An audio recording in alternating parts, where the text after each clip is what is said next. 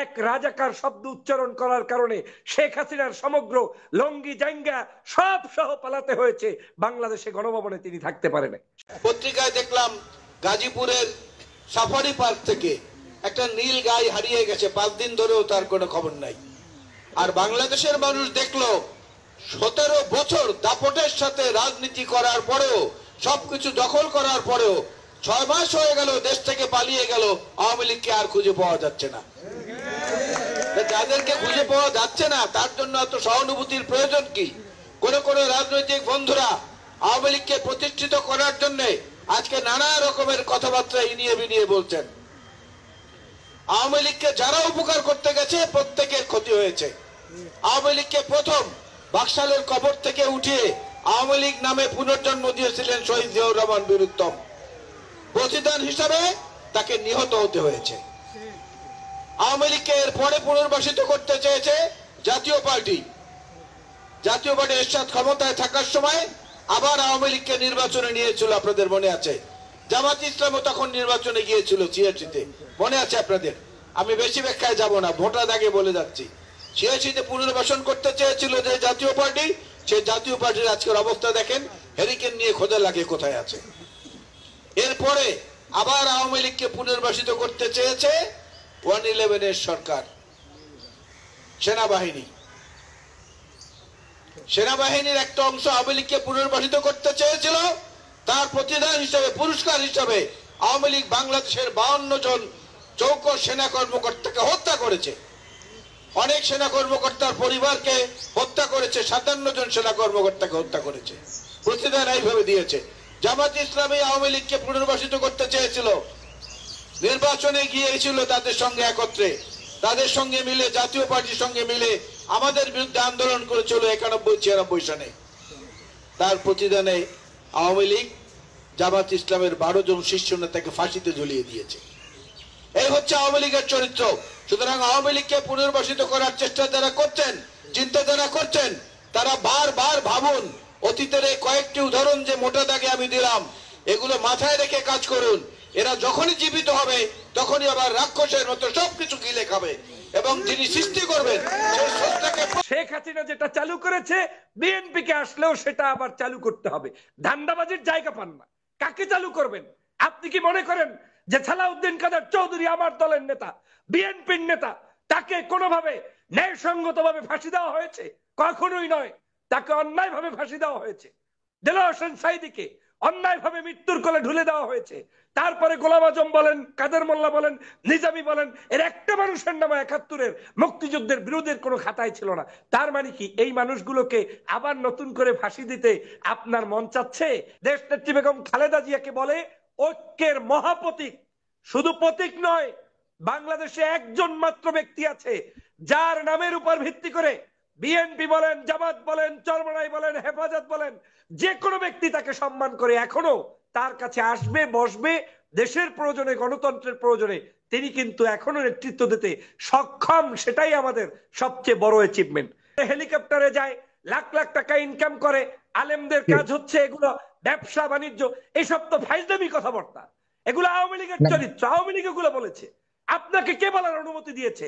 বিএনপির কোন নেতা কর্মী, কোন আলেম, কারি, মুয়াজ্জিন, হাফেজ, ইসলামিক কোন স্কলারের বিরুদ্ধে বক্তব্য দিতে পারে না। এটা স্ববিরোধী। কারণ বিএনপি একটি মহাসমুদ্র। এই দলের মধ্যে সমগ্র জাতের, প্রজাতের মানুষ থাকবে। আমার আদর্শের বিরুদ্ধেও একজন ব্যক্তি সামনে এসে বলবে। চরমনাইয়ের পীরের সাথে ডাক্তার শফিকুর রহমান সাহেবের সাথে বৈঠক হয়েছে। খারাপ কি? ওনার দেশের প্রয়োজনে কথা বলুক, জাতির প্রয়োজনে কথা বলুক, নেতৃত্ব দিক। আওয়ামী লীগ এই দেশে আসতে পারবে না। আওয়ামী লীগের অবর্তমানে এই দেশে বিরোধী দল দরকার আছে, সরকারি দল দরকার আছে। অতএব আমাদের মধ্য থেকেই যদি কেউ সরকার গঠন করে এবং বিরোধী দল হয়, সেটা তো আমাদেরই অ্যাচিভমেন্ট। এই আলেমরা যদি সংসদের প্রধান বিরোধী দল হয়, সেটা তো আমাদেরই অ্যাচিভমেন্ট। অতএব দোষের কিছু নাই। আমি শফিক সাহেবকে ধন্যবাদ জানাই। উনি ঝালকাঠির কায়েদ সাহেব হুজুরের দরবারে কয়েকদিন আগে গিয়েছেন, তারপরে সারসিনাতে গিয়েছেন, আজকে চরমনায় গিয়েছেন। সম্ভবত উনি মামুনুল সহ অনেক আলেম সাহেবদের সাথে সাক্ষাৎ করেছেন। আওয়ামী লীগ হারিয়ে গিয়েছে, এবং হারিয়ে গিয়েছে বলতে নিজ দায়িত্বে পালিয়ে গিয়েছে। তো তখন এই জায়গাটায় আওয়ামী বিরোধী মানুষগুলো একত্রে একই সাথে থাকবে, একই সাথে বসবে, একই সাথে খাবে, এই কল্পনা করাটাও যেমন অন্যায়, পাশাপাশি এটা হওয়ার সুযোগও নাই। কারণ হচ্ছে আপনার তো প্রতিদ্বন্দ্বী হবে, গণতান্ত্রিক দেশ, নির্বাচন হবে, নির্বাচনী প্রক্রিয়ায় বিএনপির জায়গা থেকে সর্বোচ্চ বড় দল ভোট পাওয়ার চিন্তা করবে, ক্ষমতায় যাওয়ার চিন্তা করবে।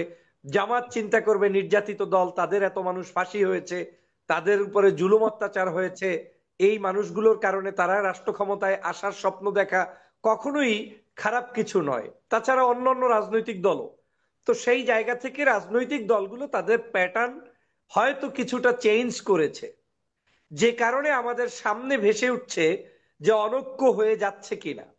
এখন দায়িত্ব আপনার দলের দায়িত্ব আপনার, আমার দলের দায়িত্ব আমার, যেটা আমাদের মুন্নিয়াপা একটু আগে ভালো করে বোঝানোর চেষ্টা করেছিলেন, যে আপনার দলে যদি খারাপ কিছু থাকে সেটা তো আপনাকেই সংশোধন করতে হবে। আপনার দলের মধ্যে ভালো যদি কেউ কিছু করে থাকে সেটা তো সেই দলকেই করতে হবে। যেমন আমি নিজে আজও বলছি, আপনাকে মিডিয়ার সামনে পেয়েছি বিদায় আমি একদম এটা জনগণকেও ক্লিয়ার করার উদ্দেশ্যে বলছি, বিএনপি কেও ক্লিয়ার করার উদ্দেশ্যে বলছি। আমি বিএনপি করি শহীদ রাষ্ট্রপতি জিয়াউর রহমানের বিএনপি, আমি বিএনপি করি খালেদা জিয়ার বিএনপি, তারেক রহমানের বিএনপি। এর বাইরায় অনেক বিএনপি কি আমি দেখি, নব্য বিএনপি যারা মূলত তাদের আদর্শের ভিতরে বিন্দুমাত্র নাই, কিন্তু তাদেরকে বিক্রি করে কোন পদ পদবি বা মানে রাষ্ট্রীয় বিশেষ সুযোগ সুবিধা পেতে চায়, এবং পেতে গিয়েই এই দুর্ঘটনাগুলা তারা করে বেড়াচ্ছে, যেটার জন্য দল ক্ষতিগ্রস্ত হচ্ছে। যেটা আপনি ইতিমধ্যেই দেখেছেন, বিএনপির নেতা জনাব তারেক রহমান সাহেব গত দুদিন আগে, বেশি দিন না, 89তম শহীদ জিয়ার মানে জন্মবার্ষিকী উপলক্ষে তিনি অনলাইনে ভার্চুয়ালি বক্তব্য দিতে গিয়ে এত কঠোর বক্তব্য কোনো সময় তিনি দেন নাই। তিনি বারবার বলেছেন আপনাদেরকে জনগণের কাছে যেতে হবে, জনগণ ডিসাইড করবে যে কে আসবে কে আসবে না। এমনকি তিনি ইঙ্গিত দিয়ে বলেছেন আগামী নির্বাচন এত সহজ হবে না, বিএনপি ক্ষমতায় আসবে আসবে না এর কোনো নিশ্চয়তা নাই, অতএব জনগণের কাছে যেতে হবে। এবং তারা বলেছেন আপনারা এমন কিছু কাজ করবেন না যাতে বিএনপি ক্ষমতায় আসতে কিংবা বিএনপি সরকার গঠন করতে বাধাগ্রস্ত হয়। তার মানে দলের যে দায়িত্বে আছেন তিনি চাচ্ছেন না এই দেশে চাঁদাবাজ হোক, সন্ত্রাস হোক, কোন আলেমের বিরুদ্ধে বক্তব্য দিন। তিনি চাচ্ছেন না এদেশে কোনো ধরনের ওই মুক্তিযুদ্ধের ইস্যু, অমুক ইস্যু, তমুক ইস্যু, এগুলো টেনে এনে আবার নতুন করে সংঘাত সৃষ্টি করেন। এটা তারেক রহমান চায় না, আমি অন্তঃকরণে বললাম। আমি বিশ্বাস করি এটা খালেদা জিয়া চায় না। গত প্রায় 16 বছর যেই মানুষগুলোর জন্য আমি কথা বলেছি, সেই মানুষগুলোর বিরুদ্ধে আমি বিএনপি করলেও কোনোদিন বলতে পারবো না, তাহলে তো আমি তো টুয়াইস ফেজ হয়ে গেলাম। কারণ আমি যখন আওয়ামী লীগের বিরোধিতা করেছি তখন আমার প্রয়োজনে জামাতের পক্ষে বলতে পেরেছি, যুদ্ধাপরাধী ইস্যুগুলো যে সাজানো নাটক ছিল সেটার প্রতিবাদ করতে পেরেছি। কিন্তু আজকের আমি হীন স্বার্থে কোন পদ পদবীর লোভে কিংবা এমপি মন্ত্রী হওয়ার জন্য দলের কোনো একজন ব্যক্তি কিংবা ভারতের দালালদেরকে খুশি করার জন্য তাদের বিরোধিতা অন্তত ডক্টর ফয়জুল করবে না, এবং এটা বিএনপি পছন্দ করে না। খালেদা জিয়ার মুখ থেকে কোনো ধরনের শব্দ চয়ন হয় না যেই শব্দ চয়নে ঐক্য বিনষ্ট হয়। আপনি জানেন বাংলাদেশের মানুষ এখন দেশ নেত্রী বেগম খালেদা জিয়াকে বলে ঐক্যের মহাপ্রতীক। শুধু প্রতীক নয়, বাংলাদেশে একজন মাত্র ব্যক্তি আছে যার নামের উপর ভিত্তি করে বিএনপি বলেন, জামাত বলেন, চরমনাই বলেন, হেফাজত বলেন, যে কোনো ব্যক্তি তাকে সম্মান করে এখনো তার কাছে আসবে, বসবে, দেশের প্রয়োজনে, গণতন্ত্রের প্রয়োজনে তিনি কিন্তু এখনো নেতৃত্ব দিতে সক্ষম। সেটাই আমাদের সবচেয়ে বড় অ্যাচিভমেন্ট। আমি, আপনি বলেছেন আমার দলের যেহেতু কয়েকটি বিষয়ে যে আসলে দল কিভাবে পারছে, আমার কাছে মনে হচ্ছে তারেক রহমান সাহেব বাংলাদেশে প্রত্যাবর্তন করলে দলের এক ধরনের চিত্র হবে, আর তার আগমনের আগ পর্যন্ত দলের এক ধরনের চিত্র থাকবে। এখন অবশ্যই দল ক্ষতিগ্রস্ত হচ্ছে, যেমন আপনার মিডিয়া তো বসে থাকবে না, কেউ তো কথা বলা বন্ধ করবে না। যেমন বাংলাদেশের প্রত্যেকটি জায়গায়, এই যে গত কয়েকদিন আগে একজন দলের সিনিয়র নেতা তিনি বললেন যে মাহফিল, রাতভর মাহফিল হয়, মজলিস হয়, তারপরে হেলিকপ্টারে যায়, লাখ লাখ টাকা ইনকাম করে, আলেমদের কাজ হচ্ছে এগুলো ব্যবসা বাণিজ্য। এসব তো ফাইজলামি কথাবার্তা, এগুলো আওয়ামী লীগের চরিত্র, আওয়ামী লীগ এগুলো বলেছে। আপনাকে কে বলার অনুমতি দিয়েছে? বিএনপির কোন নেতা কর্মী, কোন আলেম, কারি, মুয়াজ্জিন, হাফেজ, ইসলামিক কোন স্কলারের বিরুদ্ধে বক্তব্য দিতে পারে না। এটা স্ববিরোধী। কারণ বিএনপি একটি মহাসমুদ্র, এই দলের মধ্যে সমগ্র জাতের প্রজাতের মানুষ থাকবে। আমার আদর্শের বিরুদ্ধেও একজন ব্যক্তি সামনে এসে বলবে, এই যেমন রহমানী ভাই এখানে বসা আছে, উনি আমাদেরকে তুলাধনা করবে, উনি আলেম, ওনার দায়িত্ব, সেটা আমাকে সহ্য করতে হবে, শুনতে হবে, কারণ আমি পলিটিশিয়ান, আমি তো তার সাথে কাউন্টারে যাব না। কিন্তু এরকম কিছু কিছু ব্যক্তি আজকের এই আলেমদেরকে বিতর্কিত যদি করতে চায়, তারা কখনোই সফল হবে না। বিএনপি সরকার গঠন করলেও অন্য এমপি হতে পারবে না, কারণ বাংলাদেশের প্যাটার্ন চেঞ্জ হয়ে গিয়েছে। এক রাজাকার শব্দ উচ্চারণ করার কারণে শেখ হাসিনার সমগ্র লঙ্গি জাঙ্গা সব সহ পালাতে হয়েছে, বাংলাদেশে গণভবনে তিনি থাকতে পারেন। আর একজন নেতা কয়েকদিন আগে, আমি যদিও এটার উপরে বক্তব্য দিয়েছিলাম, তিনিও মন্তব্য করে বলেছেন শেখ হাসিনা মুক্তিযুদ্ধের সময় বিরোধী শক্তির বিচার চালু করেছে, শেখ মুজিব এটাকে বন্ধ করেছিল, শেখ হাসিনা যেটা চালু করেছে বিএনপি কে আসলেও সেটা আবার চালু করতে হবে। ধান্দাবাজির জায়গা পান না, কাকে চালু করবেন? আপনি কি মনে করেন যে সালাউদ্দিন কাদের চৌধুরী আমার দলের নেতা, বিএনপির নেতা, তাকে কোনোভাবে ন্যায়সঙ্গতভাবে ফাঁসি দেওয়া হয়েছে? কখনোই নয়, তাকে অন্যায়ভাবে ফাঁসি দেওয়া হয়েছে। দেলোয়ার হোসেন সাঈদীকে অন্যায়ভাবে মৃত্যুর কোলে ঢুলে দেওয়া হয়েছে। তারপরে গোলাম আজম বলেন, কাদের মোল্লা বলেন, নিজামী বলেন, এর একটা মানুষের নামে ৭১-এর মুক্তিযুদ্ধের বিরোধের কোনো খাতায় ছিল না। তার মানে কি এই মানুষগুলোকে আবার নতুন করে ফাঁসি দিতে আপনার মন চাচ্ছে? এই দলের এই মতের না, এটা হবে না। বিএনপির রাজনীতি হবে উদার গণতান্ত্রিক ৩১ দফা দাবি, যেটা তারেক রহমান সাহেব দেশবাসীকে বারবার বলার চেষ্টা করছেন। সংস্কার এই বাংলাদেশে সর্বপ্রথম কিন্তু এই তারেক রহমান সাহেব নীতিগতভাবে সংস্কারের প্রস্তাব দিয়েছেন। তিনি কিন্তু ঐক্য ধরে রাখতে চাচ্ছেন। আমি জানি না কোন কারণে বিভিন্ন উপায়ে এই জায়গায় বিভিন্ন ধরনের অনৈক্য হচ্ছে। আপনি দেখেন বাংলাদেশের যদি কোনো আলেম এখন ঐক্যবদ্ধ হয়, তাতে আমার আপনার জেলাসির কি আছে বলেন? আলেমরা এত ১৬ বছর পর্যন্ত আমরা বললাম আলেমরা বসতে পারে না, আলেমরা খাইতে পারে না, তখন বললাম আলেমরা কেন বসে না। এখন আবার আলেম বসছে, আপনি আমি তাদেরকে প্রতিদ্বন্দ্বী বানানোর যুক্তি তো নাই।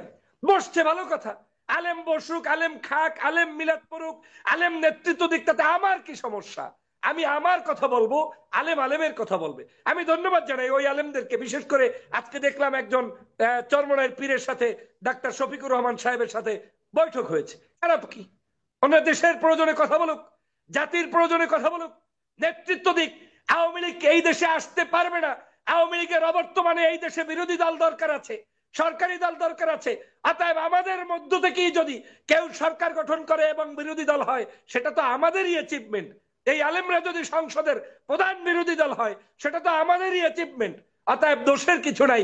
আমি শফিক সাহেবকে ধন্যবাদ জানাই, উনি ঝালকাঠির কায়েদ সাহেব হুজুরের দরবারে কয়েকদিন আগে গিয়েছেন, তারপরে সারসিনাতে গিয়েছেন, আজকে চরমনায় গিয়েছেন, সম্ভবত উনি মামুনুল সহ অনেক আলেম সাহেবদের সাথে সাক্ষাৎ করেছেন। অন্যরা ওনাদের রাজনীতি করবে, তাদেরকে সেই জায়গায় আমি মনে করি জিয়াউর রহমানের সত্যিকার যে আমার যে ছিল সেটি হলো যে এখন যে প্রাপ্তি, যে ২৪-এর আগে, জুলাই আগস্টের আগের যে চাহিদা, যে প্রত্যাশা, এখন যে প্রাপ্তি, এর মধ্যে বিভিন্ন দলের ভূমিকা নিয়ে তর্ক বিতর্ক রয়েছে। সেই জায়গাতে আপনি বিএনপির ভূমিকা নিয়ে, জামাত ইসলামের ভূমিকা নিয়ে আপনার কোনো খুব ছোট্ট পর্যবেক্ষণ আছে কিনা শেষ করতে হবে? আমি প্রথমত মনে করি বিএনপি কে চাঁদাবাজ হিসাবে আখ্যায়িত আপনি করার সুযোগ নাই, নাম্বার ওয়ান। এখন আপনি বলতে পারেন কেন নাই? বাংলাদেশের প্রেক্ষাপটে আওয়ামী লীগের এটাই একটা মহাপরিকল্পনা। হাজার হাজার কোটি টাকা লোপাট করে তারা চলে গিয়েছে। চাঁদাবাজ যদি বলেও থাকেন, আমি ধরে নিলাম বিএনপি চাঁদাবাজি করছে, ভালো কথা।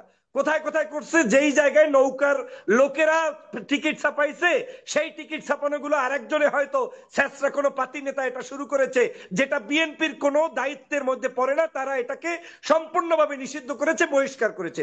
তারপরেও তর্কের খাতিলে যে হ্যাঁ কিছু কিছু জায়গায় এই কাজ করেছে। কত হাজার কোটি টাকা সেখানে লোপাট হয়েছে বলেন? স্বাচ্ছন্দ্যে কত জায়গায় লোপাট হয়েছে? এটা আওয়ামী লীগের পরিকল্পনা। আমাদের কোন জায়গায় বক্তব্যের মধ্যে চাঁদাবাজ, রক কাটা, ওই যুদ্ধপরাধী, যুদ্ধ মুক্তিযোদ্ধা বিরোধী এই কোন শব্দ চয়নই করা উচিত নয়, কারণ এই শব্দ চয়নগুলো জাতীয় ঐক্য বিনষ্ট করবে। বিএনপির এই কাজগুলোতে অবশ্যই দলের সম্মান নষ্ট হয়। বিএনপি সে ব্যাপারে সর্বোচ্চ সজাগ দৃষ্টি রাখছে, তবে আমি মনে করি এটা পর্যাপ্ত নয়। যেটা মুন্নী চৌধুরী ইতিমধ্যেই বলেছেন যে বিএনপির ত্যাগী নেতা কর্মীদেরকে মূল্যায়ন করতে হবে, বিএনপির ভোকালদেরকে, বিএনপিদেরকে ক্যারি করতে হবে। বাংলাদেশের শুধুমাত্র আজকের কে ক্ষমতায় আসলো না এটার উপর ভিত্তি করে একদিনের ডিসিশন নিয়ে কারোর সাথে শত্রুতা করা যাবে না। আপনি ক্ষমতায় টিকে থাকতে হলেও এই জামাত, চরমনাই, হেফাজত, আলেম ওলামা, ইমাম, কারি, মুয়াজ্জিন, ডান বাম সবাইকে লাগবে। অতএব জাতীয় ঐক্য বিনষ্ট হয় এমন কোন কাজ আমার দল যেমন করবে না, আবার এই দলের মধ্যে উদারতা এমন থাকতে হবে যে একজন আজহারি কোন একটা শব্দ চয়ন করে কাকে কি ইঙ্গিত করছে ওইতে আপনার একেবারে তালপট্টি গরম হয়ে গেলে চলবে না। কারণ এদেশের প্রত্যেকটি মানুষ স্বাধীনভাবে কথা বলবে, যে জন্য আমরা 16 বছর লড়াই করেছি। এই স্পেসটা বিএনপি কে ক্যারি করার মানসিকতা থাকতে হবে। আমি মনে করি বিএনপি একটা বিশাল দল, সেই দল থেকে হয়তো কিছু কিছু কারণে তাদের কিছু বদনাম হচ্ছে, কিন্তু সেটা রিকভারি লেভেলে এখনো আছে। এমন হতাশ হওয়ার কিছু নাই যে একদম বিএনপি ভেনিশ হয়ে যাচ্ছে, দেশ থেকে চলে যেতে হবে, তেমনটা নয়। তবে আলেম ওলামা এবং ইসলামিক পার্টির নেতাদেরকেও আমি অনুরোধ করব, আগামীর বাংলাদেশকে যদি গঠন করতে হয়, বাংলাদেশের জুলুম অত্যাচারের শিকার হওয়া প্রত্যেকটি মানুষকেই স্বীকৃতি দিতে হবে। যেমন আমি ইতিমধ্যে আপনাকে দিলাম, বুঝতে পেরেছি। 13 সাল না, আমি একটু শেষ করছি, 30 সেকেন্ড আপনি বলেন। এই যে ফাঁসির কাস্টে যারা ঝুলেছে তাদেরকেও স্বীকৃতি আমি যেমন দিতে হবে, আবার পাশাপাশি দেশনেত্রী বেগম খালেদা জিয়া জেলের মধ্যে বন্দী ছিলেন, তার উপরে অত্যাচার হয়েছে, জুলুম হয়েছে, বিএনপির নেতাকর্মী লিফলেট বিতরণ করতে গিয়ে পর্যন্ত তারা মৃত্যুর কোলে ঢুলে পড়েছে, হত্যা করেছে, যেটা মুন্নিয়াপা বললেন প্রায় ঝাঁঝরা করা হয়েছে, শত শত গুলি করে আমার দলের নেতাকর্মীদেরকে। অতএব এই দেশে প্রত্যেকটি রাজনৈতিক দলের মধ্যে আরেকটি অন্তত পক্ষে আগামী 5 বছর শান্তিপূর্ণ সহ অবস্থান নিশ্চিত করা, এটা আমাদের দায়িত্ব। আর বড় দল হিসেবে আমার দলের দায়িত্ব সবচাইতে বেশি। আপনি যদি কাছে না যান, কাছে না ডাকেন, আর দূরে বৈশা পিছনে পিছনে বললেন চরমনের পীর আমার না, জামাত ইসলাম আমার না, অমুকে আমার না, তাহলে তো বাংলাদেশে কেউই আপনার থাকবে না। আমি মনে করি সবাইকে কাছে টানতে হবে। তারা স্বাধীনভাবে নির্বাচন করলেও কাছে ডাকতে হবে, দূরে বসে নির্বাচন করলেও কাছে ডাকতে হবে, আওয়ামী বিরোধী জায়গায় ঐক্যবদ্ধ থাকতে হবে। এবং সর্বশেষ বলতে চাই, এই যে সমন্বয়করা, তাদেরকেও স্নেহ করতে হবে। তাদেরকে কুটনামি করে তাদের ভিতরে আক্রান্ত করা, কারো মাধ্যমে ক্ষতি করা, কিংবা তাদের উপরে জুলুম অত্যাচার নতুন করে চালু করার পায়তারা করা, এটা হবে ষড়যন্ত্রবাদীদের রাজনীতির ও নমুনা। এটা কোনোভাবে সম্ভব নয়। উচিত হবে তাদেরকেও ডেকে, আসো আমরা দেশ গঠন করি, আসো তোমরা তোমাদের দল গঠন করো, সবাই মিলে দেশে একটা ফ্রি ফেয়ার ইলেকশন হোক, ইলেকশনে যে আসবে সেই বাংলাদেশকে নেতৃত্ব দিবে। এটাই হচ্ছে আমার চাওয়া পাওয়া। অনেক ধন্যবাদ।